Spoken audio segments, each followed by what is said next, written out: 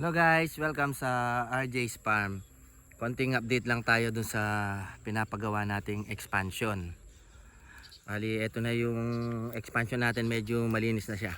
Tsaka medyo patag. So, ito yung dati natin, itong mga pomegranate, then itong isang bayabas. Tapos ito yung pinagawa natin. Ayan, pina-expand natin sila. Nilagyan na din natin ng halaman. May pasobra pa rito.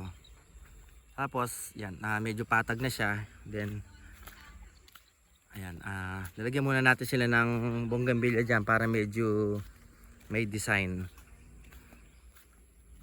Yan, bali ito yung takbuhan. Then dun sa gilid nung pavilion, nagpagawa rin tayo. Bali ito yan, magtutubig yan pagdating ng tag-ulan kasi medyo mababa yan. Pero okay lang. Ito muna tayo nakakonsentrate. So ayan siya, ito yan. Bali pagdating ng summer niyan, pwedeng takbuhan ng bata to. Laruan ng mga bata. Yan. Tapos ito palang mga golden legumes na yan. Kaya nandito yan, nakaabang siyang ilalagay natin dyan sa may pilapil dyan. So mula rito, yan, sa may suha to. Tapos yung susunod niyan, dito na yung mga golden legumes niyan. Andun, hanggang dun sa may kubo pataas. Para maging design, tsaka maganda yung sa drone.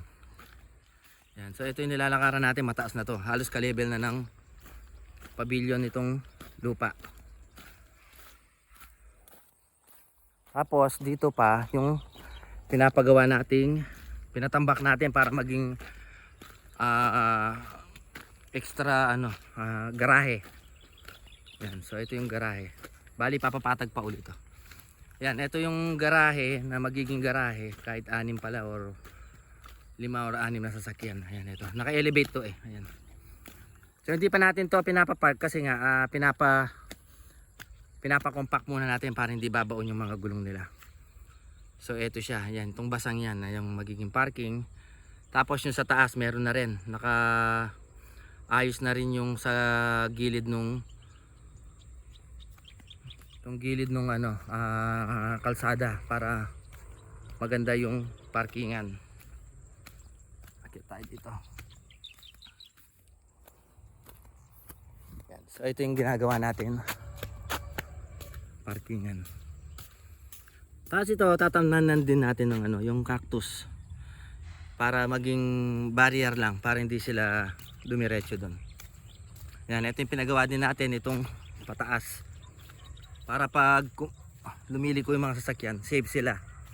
Malaki yung likuan nila. Ayan, ito yan. So pinataasan natin din yan. Tapos ito papalinisin natin kasi para maging pwede ring parkingan din yan pag puno. So ayan yung itsura niya. Malinis na siya. Ito, pwede rin maging parkingan to pag puno. Kasi sa atin din naman to eh.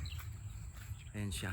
So ayan yung, kung makikita mo doon sa kabila, hindi siya diretso pero pag nakaparallel kasi kami sa doon sa irrigation tsaka sa pavilion, kaya medyo tagilid yung lupa. Pero yan, pag ganyan mo, diretso yung kuha sa taas para maging maganda yung kuha niya sa taas. So ito yung magiging niyan. Pag magdamo na yan, maganda na yan.